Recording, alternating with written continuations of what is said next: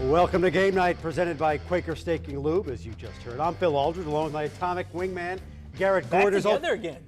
Back to kind of like Tupac. No, Tupac and Bigman. Anyway, final weekend of the regular season, Garrett, and I don't want to seem too dramatic, but it was do or die for a bunch of area high school football teams trying to play their way into the playoffs. You know, our game of the night, though, wasn't do or die for a playoff berth, but it's a big game for seeding purposes. Creighton Prep is in, and more than likely the 3 seed. I said I didn't want to be too dramatic. Papio South is in, but they needed a win tonight to give them a good shot at hosting in round one. That's something to play for. Home field advantage, always important.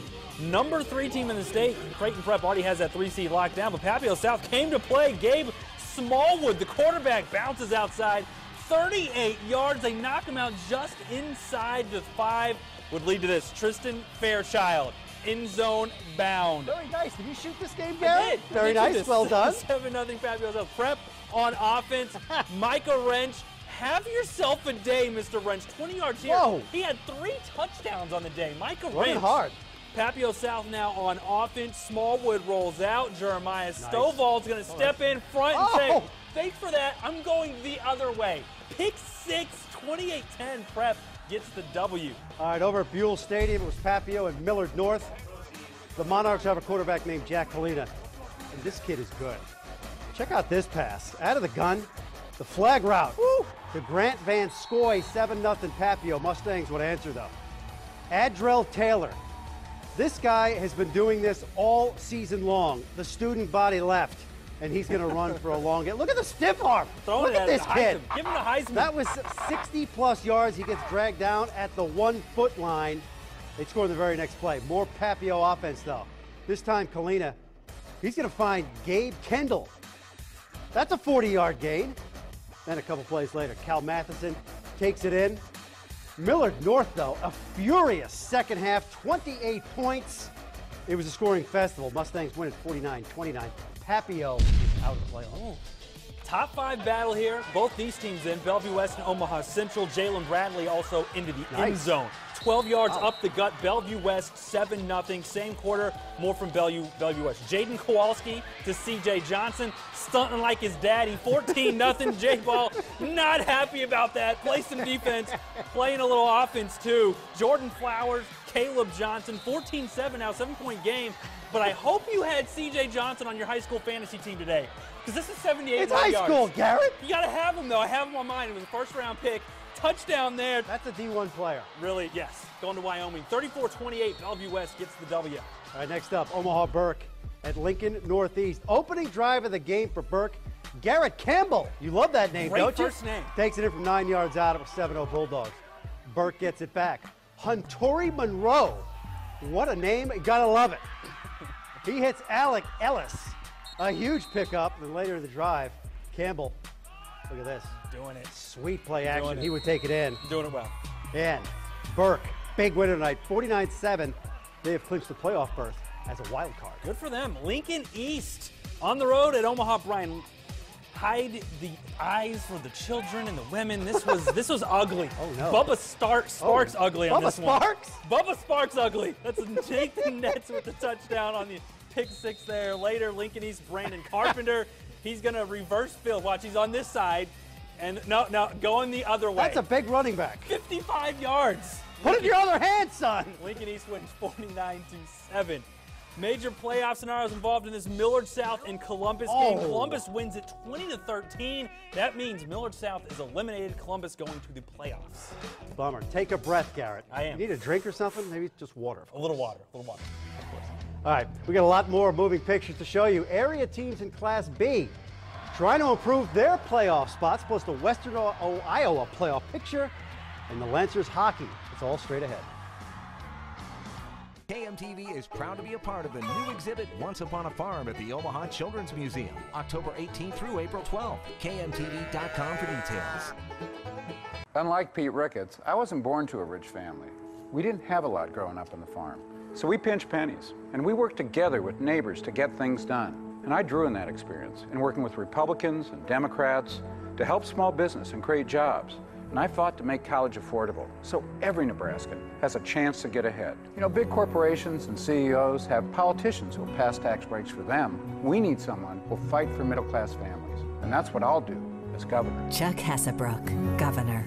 You already know Stacey Apple was caught plagiarizing over 20 times. Now she's trying to fool voters again. Stacey Apple supports a balanced budget. The truth? Apple is a liberal partisan, voting with her party 99% of the time and voting for the most expensive budget in state history. Now she wants to go to Washington and support their big government agenda.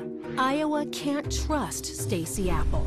The National Republican Congressional Committee is responsible for the content of this advertising. The farmer getting up at 4 to start the day.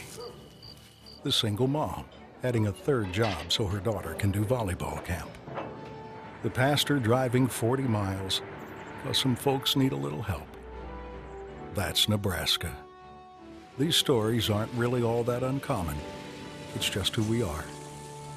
Nebraska's Ben Sass grew up working in the fields, son of a football coach. Later, he led the team that saved Midland from bankruptcy. Ben thinks government can do better for people with dirt under their fingernails. He'll tackle the big stuff, put the shouting aside, and just get to work. Ben and Melissa are raising their kids about a mile from where he grew up, teaching them that hard work's a blessing, just like his dad taught him. Ben's Nebraska. I'm Ben Sass, and I approve this message.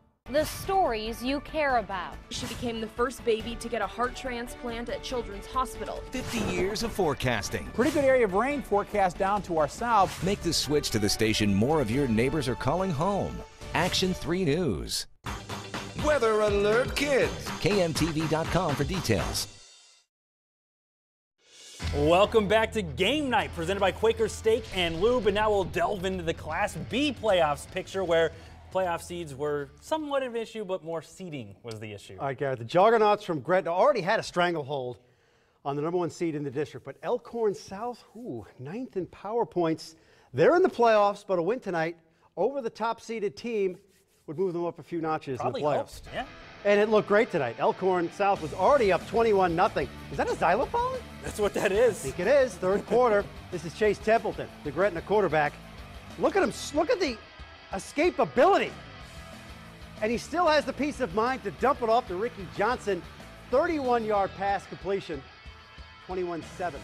Elkhorn South. How about Garrett Streaks? Another Garrett in this one. Whoa. Where are we here? We moved to this. Pick it up, brother. This is Elkhorn's against Omaha. Scott, 2 versus 3 here. Isaiah Ramsey throws the interception to Drew Smith. Scott gets the ball back, and it's antler hunting season. Hunter Smith going after the antlers. Wow. 20-yard run there. Another long run would set this up. Ramsey plunging into the end zone. Love a Scott plunge. comes all the way back. 24-21, they get the win. All right, we got Blair and Elkhorn Mount Michael. After a fumble on the opening kickoff, Lucas Voppenfort. Look at that, stays on his feet, takes it at 7-0 Blair. More Blair. Ethan Cox. This is going to be a long touchdown run. Take my word for it. 52-yard TD run. Blair rolled Blair's on tonight. fire. 62-21, G-Man. They won 3. They had 3 losses to start the year. Now they've been amazing. Playoff teams in Iowa. These are the local teams that have clinched. Lewis Central, Council Bluffs, Abraham Lincoln, Logan Magnolia, and Griswold all going to the playoffs. Good for them. Moving on, Creighton volleyball against Marquette. We're all tied up at 1 set apiece when Michelle Sickner finds an empty space and puts it down. She had 4 kills, 6 digs on the night. Still in the third set, Lauren Smith, she's going to go up.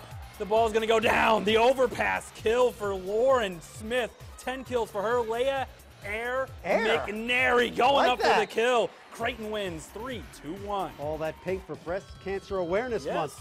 How about Frozen Pond? Ralston Reed at the Bucantown taking on the Lancers. Louis Rowe, he lights the lamp. It was tied at 1 apiece later in the first now. Jake Henderson, the head. Look at this sweet move. The wrist shot. He beats the. You got to make that save, goalie. 2-1 Lancers. Dubuque though would respond. J.D. Dudek ties it up at 2 apiece. This one's very late in the third. Dubuque, they lead it 3-2. Game 3 of the World Series. Royals clinging to a 3-2 lead in the 9th. Former Husker Alex Gordon, RBI double in the game. Royals trying to hold on. They just went final, Garrett. Just went final. final 2-1 win. The Royals now lead the series 2-1. How about some FXFL first road game for the Omaha Mammoth tonight? They were on Coney Island. Football on Coney Island? That's outstanding. The Bolts get a field goal in the final 12 seconds. Brooklyn Bolts hand the Omaha Mammoths their first loss of the season, 15-13. Now I need a drink here. Don't touch that dial. We'll talk Huskers football.